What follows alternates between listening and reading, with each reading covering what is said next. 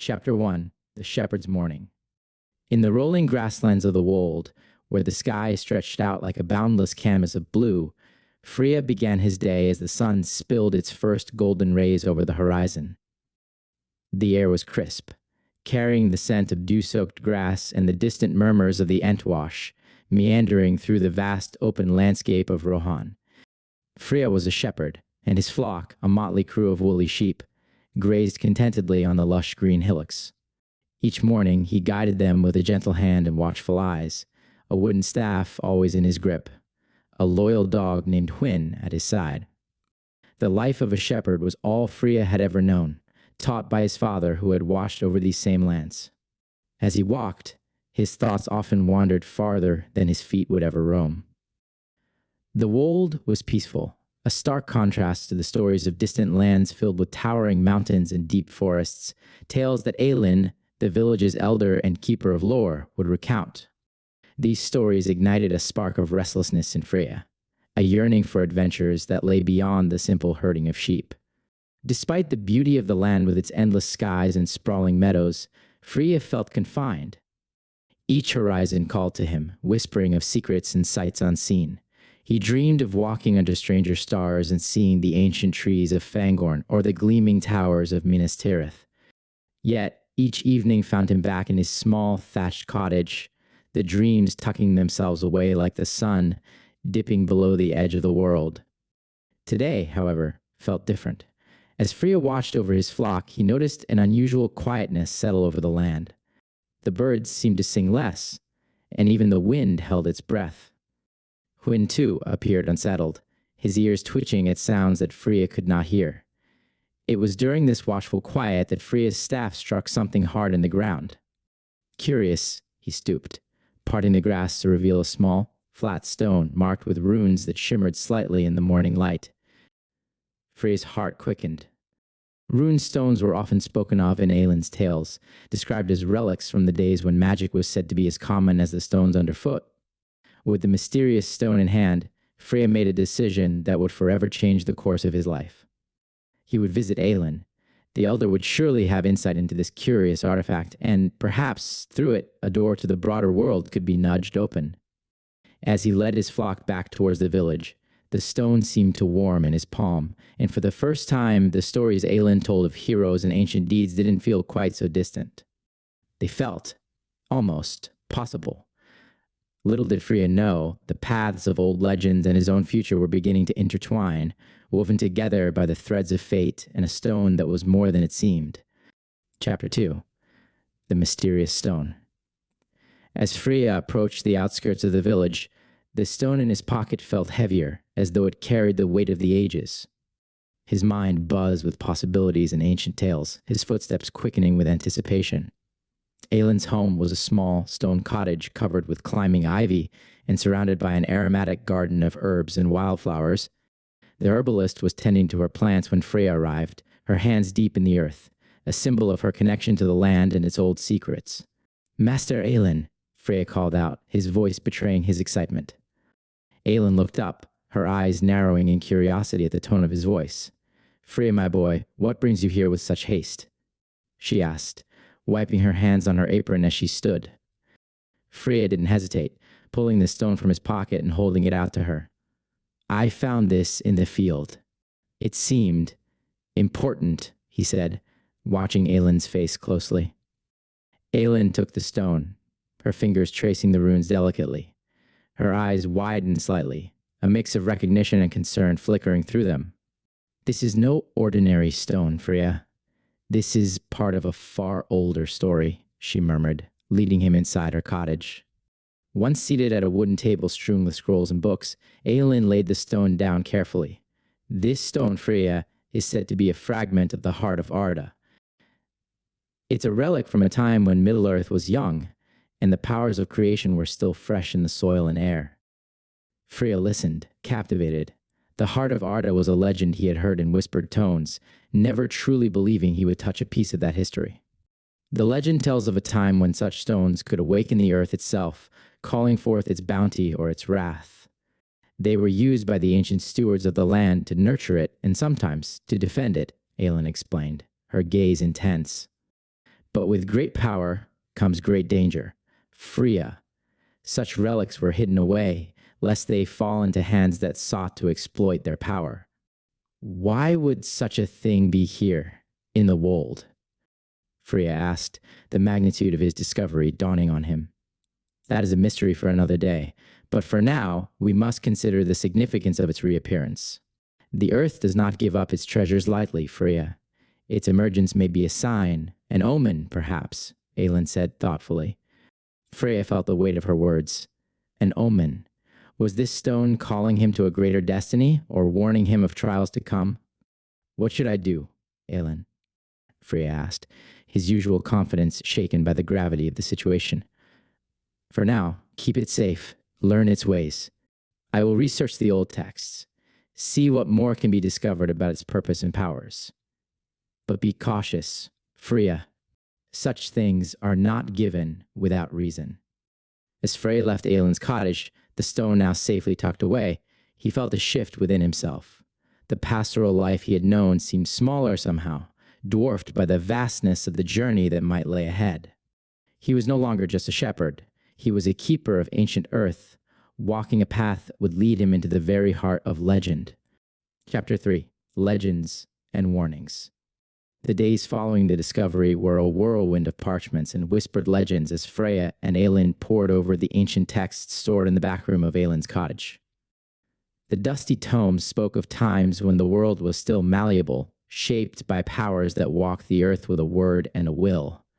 Aelin's cottage became a place of learning, the air thick with the musk of old paper and the tang of herbs drying from the rafters. Freya, who had once thought his future lay along the simple paths between pastures, now found himself tracing the lines of ancient maps and deciphering the scripts of lore-keepers long past. Here, Aelin pointed to a faded script one afternoon, her finger hovering over a passage. It speaks of the heart's division, scattered across Middle-earth to prevent its power from corrupting the hearts of men. Each piece hidden where only the brave or foolish would dare tread. Freya's eyes lit with a mix of fear and thrill. Then there's more of it out there? More, like this? He asked, touching the fragment of the heart of Arda that lay on the table between them. Yes, more, Aelin confirmed, her voice tinged with a solemnity that made Freya pause. But heed this, Freya, the legends also speak of guardians, creatures bound to the protection of these fragments. Not all who sought the heart's power did so with noble intent. Some awoke these guardians and paid dearly for their greed. Freya felt the weight of her words, but the pull of adventure, the call to be part of something greater than himself, was irresistible. I understand the risks, Aelin, but this could change everything. It could change me. Aelin looked at him, her gaze steady and assessing. Yes, it will change you, she said quietly. All power does. Just ensure it is for the better, Freya. Ensure it is truly worth the cost. In the weeks that followed, Freya prepared for his journey. He gathered supplies, dried meats, hard cheese, a sturdy cloak. He honed his skills with the sword and the bow, no longer just tools for hunting, but possibly for defending his very life.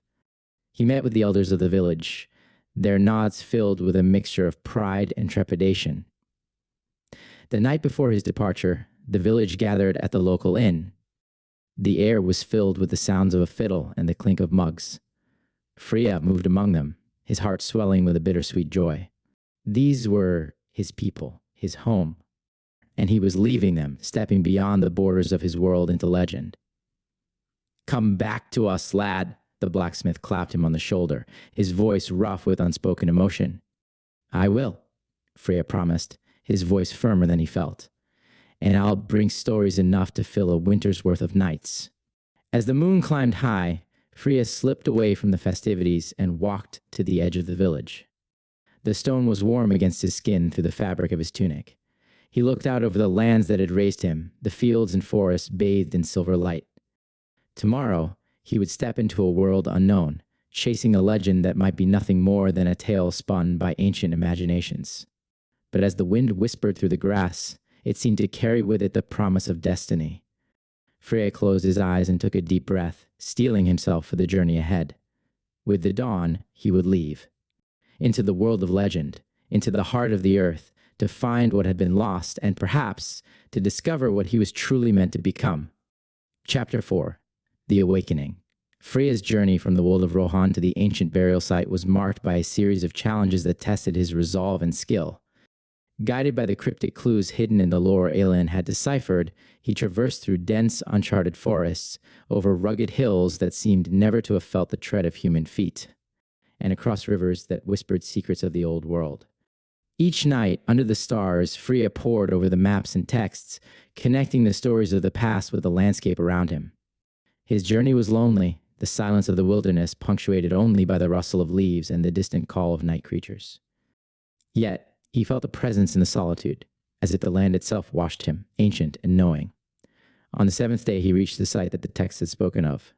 A secluded grove surrounded by towering oaks, their branches gnarled like the fingers of old men. The air was thick with the scent of moss and the earthy perfume of decay. At the center of the grove was a mound, overgrown with ivy and wildflowers, the earth undisturbed for ages. Freya approached the mound with a mixture of reverence and trepidation. According to Aelin's translations, this was the resting place of an earth giant, a guardian of the heart's fragment. The legends had spoken of the guardian's slumber, deep and filled with the magic of the earth. With trembling hands, Freya began to dig, his tools scraping against the soil that seemed reluctant to give up its secrets. Hours passed. The sun journeyed across the sky, and Freya's brow was slick with sweat. Finally, his shovel struck something hard. Clearing the dirt, he uncovered a stone slab, runes etched deep into its surface, runes that matched those on the fragment he had found. Excitement coursed through him as he traced the runes with his fingers, whispering the incantation Aelin had taught him. The air vibrated with a dormant power, the ground beneath him thrumming like the beat of a great heart. As the last word of the incantation slipped from his lips, the slab trembled, dust motes dancing in the air, and then, with a sound like the groaning of the earth, the slab cracked. Light, golden, and warm, spilled from the fissure, illuminating the grove with a surreal glow. Then, the earth began to move, not just the mound, but the ground itself, as if a great beast stirred from a long sleep. Freya stumbled back as the mound erupted, soil and stone flying as something immense rose from the earth. The earth giant, guardian of the relic, awoke with a rumble that shook the leaves from the trees. It towered over Freya, its form composed of rock, roots, and earth, its eyes glowing with an inner light. The giant looked upon Freya, and its voice was the grinding of tectonic plates. Who dares disturb the slumber of the ancient? Freya, heart pounding, managed to speak, his voice steady despite his fear. I am Freya, shepherd of the Wold. I seek the fragments of the heart, to learn, not to wield. The giant's gaze was ancient and penetrating. Many have sought the heart for power, few have sought it for knowledge. Know this, young seeker, the awakening of the heart will change the land. No sooner had the giant spoken than the consequences of its awakening became apparent. The landscape around the grove shifted, hills rolled like waves, trees bent and twisted as if in pain. Back in Freya's village, the earth trembled, sending the villagers into a frenzy of fear and confusion. Freya watched, horror-stricken, as the world around him transformed. He had sought to find his place in the legends, to be more than a shepherd. Now he had awakened a force that could reshape the world itself. What have I done? He whispered, as the giant's gaze bore down upon him, the grove bathed in the eerie light of a dawn that seemed too bright, too alien. The giant's response was a rumble that resonated through the earth. What has been done can be guided, but not undone. You must choose, free of the Wold, whether to flee from the power you have woken or to master it. As the giant's words echoed in his mind, Freya realized that his journey was not just one of discovery, but of responsibility. He had awoken the past, and now he must ensure it did not consume the future. The adventure he had longed for had found him, and it was more terrifying and thrilling than he had ever imagined. Chapter 6. Gathering the Fragments. With the heart of the relic safely restored and the earth giant calmed, Freya's journey was far from over. His experience had ignited a deeper curiosity and a sense of responsibility. Guided by the wisdom imparted by the giant and the lore-filled tomes that Aelin had entrusted to him, Freya set out to locate the remaining pieces of the ancient relic. As Freya traveled beyond the familiar borders of the Wold, his path led him to the ancient woods of Fangorn, where the trees whispered secrets of the world's old magic. It was here he encountered Linriel, an elf of the wood whose knowledge of ancient runes rivaled that of Aelin. Linriel, intrigued by Freya's quest and the implications of his story, decided to join him, offering her expertise and elvish intuition. Together, they deciphered a cryptic map hidden within the pages of one of Aelin's books. The map hinted at locations scattered across Middle-earth where the other fragments of the relic might be found. Their first destination was the ruins of an old fortress in the Misty Mountains, believed to house a fragment known as the Eye of the Mountain. The fortress, now a den for a band of restless spirits, presented a challenge that tested Freya's courage. Only by offering a melody from his shepherd's flute, a tune that resonated with the lingering echoes of the fortress's ancient past, could Freya appease the spirits. This act of peace transformed the spectral hostility into a mournful acceptance, allowing him to retrieve the fragment. The second fragment, called the Root of the Earth, was buried deep within the Entwood, guarded by the Ents themselves. The Ents, ancient and slow to trust, were initially wary of Frey's intentions. However, his genuine respect for nature and his earnest plea for their help in preserving the balance of the world convinced them of his sincerity. To earn the root, Freya had to help the Enties redirect a river that had been unnaturally diverted, threatening a grove of saplings. His successful resolution of this environmental plight earned him the fragment and the Ents' lasting friendship. The last known fragment, the Star of the Dawn, was said to be lost in the southern reaches of Gondor, within a temple that had sunk beneath the earth during the last great quake. Here, Freya and Linriel enlisted the help of a Gondorian archaeologist named Borin, who specialized in subterranean excavations. Borin, driven by a love for history and a secret desire to witness a legend come to life, joined their quest with enthusiasm. The sunken temple presented a labyrinth of puzzles and traps, remnants of an age when such relics were both revered and feared. The trio worked together, combining their knowledge and skills to navigate the dangers. Linriel's agility and keen senses, Freya's problem-solving instincts, and Borin's historical insights allowed them to reach the heart of the temple where the Star of the Dawn was cradled in an ancient altar. With the final fragments secured, the trio emerged from the depths of the earth, their spirits buoyed by success, but tempered by the understanding of the task that still lay ahead. The relics, once divided and hidden to prevent their power from being misused, were now reunited. Freya felt the weight of his next decision, how to safeguard these fragments to ensure they would never again awaken forces that could threaten the balance of Middle-earth. As they camped under the stars, the fragments laid out before them like pieces of a long-forgotten puzzle. Freya, Linriel, and Borin discussed the future. The conversation drifted from practical measures for safeguarding the relics to philosophical musings about the nature of power and responsibility. Freya listened, his heart a blend of pride and apprehension, knowing that the journey ahead was not just about protecting a physical legacy, but about nurturing the wisdom required to maintain the delicate balance between all things. As the fire crackled and the night deepened, the fragments seemed to glow softly, their ancient magic a silent promise of challenges and stories yet to unfold. Chapter 7. The Ritual of Binding. As Freya, Linriel, Borin, and Aelin gathered at the site where the Earth Giant was first awakened, the air thrummed with a palpable sense of anticipation. The ground underfoot still bore the scars of the giant's emergence, cracked and furrowed as if the earth itself had been torn asunder. But now, with all fragments of the relic in their possession, they stood ready to perform the ritual of binding, a ceremony ancient even by the reckoning of Middle-earth. Aelin, with her deep knowledge of earth magics, directed the preparations. She laid out the fragments in a precise pattern around the site, each corresponding to elemental energies: earth, air, water, and fire. Freya, bearing the final piece, the heart of the relic, was at the center, the linchpin of the ritual. As twilight deepened into night, Aelin began chanting in a language older than the stars above. Her voice, deep and resonant, called out to the spirits of the earth, the wind, the rivers, and the flames. Linriel and Borin joined in, their voices weaving together a tapestry of sound that pulsed through the clearing. Freya, holding the heart, felt its power surging as if responding to the call of the ritual. His role was crucial. He must connect each fragment's energy, channeling the ancient force that had once awakened the giant. As he moved from one fragment to another, his touch sparked visible arcs of energy, linking them with strands of light. With all fragments connected, Freya returned to the center and placed the heart into the ground. A brilliant light erupted from the assembled relic, a column of radiance that pierced the night sky. The ground trembled, not with the violence of disturbance, but with the deep, resonant sound of something vast and powerful turning in its sleep.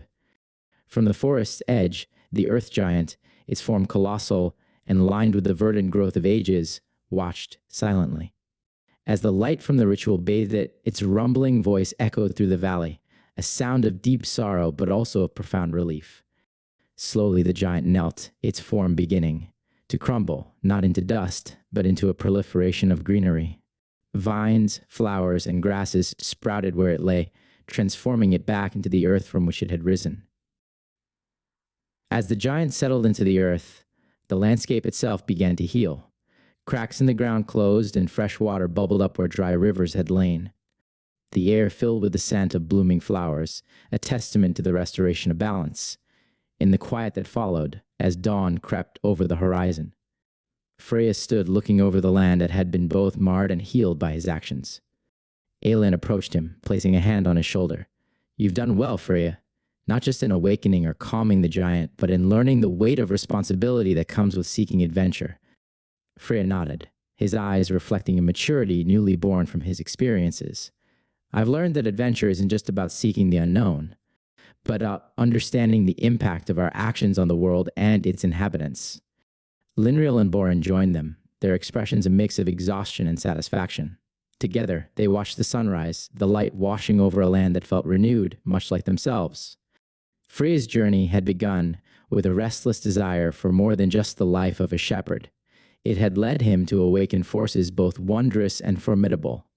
But as he stood with his friends watching the daybreak, he realized that true adventure wasn't about fleeing from the familiar, but about returning to it with a deeper understanding of oneself and the world.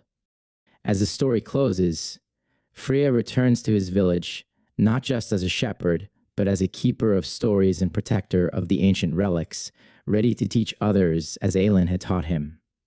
His days of grazing sheep were now interspersed with teaching the young ones of his village about the legends of Middle-earth, ensuring that the lessons of balance, courage, and responsibility were passed down through generations. Chapter 8, Return to the Wold. The return to his village marked a profound moment for Freya. As he crossed the familiar fields of the Wold, the sights and smells of home filled him with a bittersweet sense of arrival. The villagers, who had heard tales of his journey, greeted him not just as Freya the shepherd, but as Freya the guardian, the one who had ventured beyond the rolling hills to face the myths of old. Children ran alongside him, their eyes wide with wonder, as they peppered him with questions about giants and magic. The elders, more reserved but equally curious, nodded with a respect born from seeing one of their own rise to meet the call of legend. In the days that followed, Freya found himself stepping into roles he had once only imagined. By day he tended his flock, but by evening he sat by the fire, a circle of eager faces around him. Here he shared not just tales of his adventures, but the deeper lessons they held. Each story was a thread woven into the fabric of his listeners' lives, instilling values of bravery, wisdom, and respect for the forces that shaped their world. More than just a storyteller, Freya became a guardian of the relic. With Aelin's guidance, he built a small sanctuary near the village, where the relic could be kept safe, a place of learning and reflection. It became a pilgrimage site for those in Rohan drawn to the mysteries of the old world, a place where the curious came to learn and the weary came to find stories of hope. Aelin, seeing the potential in Freya to surpass even her own understanding, took him under her wing more formally. Their sessions, once informal discussions, now took on the weight of master and apprentice. Aelin shared her vast knowledge of Middle-earth's history, the ebb and flow of its dark and light times, and the lore of the land that stretched far beyond the Wold. Freya absorbed every lesson with a keen interest, understanding that his adventures had been but the beginning of a much longer journey. He learned the languages of the old texts, the symbols that danced across the pages of ancient books, and the ways in which the earth itself communicated with those who knew how to listen. As seasons turned, Freya's reputation as a scholar and guardian grew. His once simple shepherd's hut expanded into a library filled with scrolls and books, maps of distant lands, and relics of forgotten times. Scholars from distant parts of Middle-earth visited, seeking his knowledge and offering their own. Aelin, now growing older, watched Freya with a quiet pride, knowing that the future of their people's lore was in capable hands. She often said to him, "True wisdom lies not in seeking new landscapes, but in having new eyes to see what is already there." In time, Freya did take Aelin's place as the keeper of lore, but he remained, at heart, the shepherd who once dreamed of adventures beyond the horizon. His life was a testament to the belief that every step taken in curiosity could lead to paths profound and unexpected. In the twilight of her years, Aelin passed the mantle fully to Freya, her last days filled with the satisfaction of having ignited such a bright flame of knowledge and courage.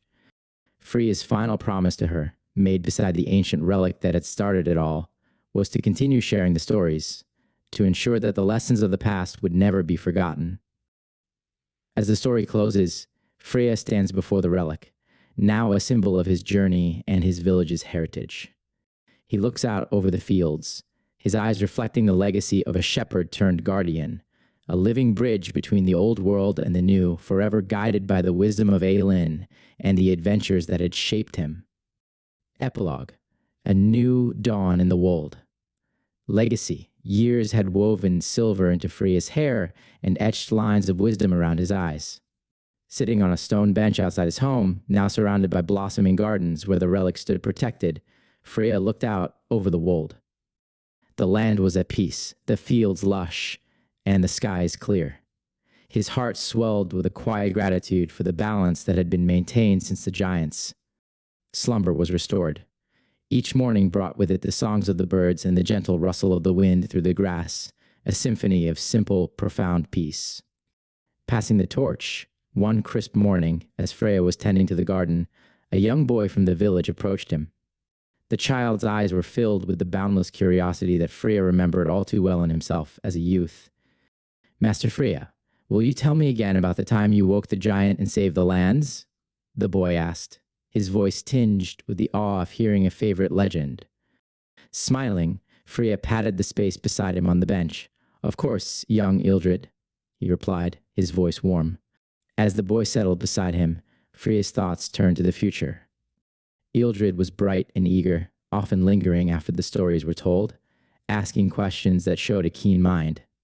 "It's important, you know," Freya began, his tone gentle but earnest, "that these tales are not just passed on, but lived in the hearts of those who hear them. One day, you might find yourself on a journey just as unexpected." As Freya shared his stories, he could see the spark of adventure light up in Ildrid's eyes. It reminded him of his own youthful yearnings, of the path that had led him from a simple shepherd to a guardian of legends. With each word, he felt a sense of fulfillment, a profound satisfaction in passing on the wisdom and the warnings of his experiences. After the tales were told and Ildrid ran off to play, Freya lingered outside, watching the sun set beyond the Wold. The sky was painted in strokes of orange and purple, a canvas of nature's own making. He thought about the cycles of life, of stories and heroes, of how each ending was merely a prelude to another beginning. In the twilight, Freya picked up his pen one last time and added a final entry to his journal. "The stories we live and the tales we tell," he wrote, "are the threads that bind the fabric of our world. As long as we remember and share them, our journey never truly ends." With that, Freya closed his journal, his heart content. He had lived a life of unexpected adventures, and now he was ready to guide the next generation, to help them find their paths, just as Aelin had once guided him. As the stars began to twinkle in the evening sky, Freya felt the deep, enduring peace of a story well lived and a legacy well set for the future.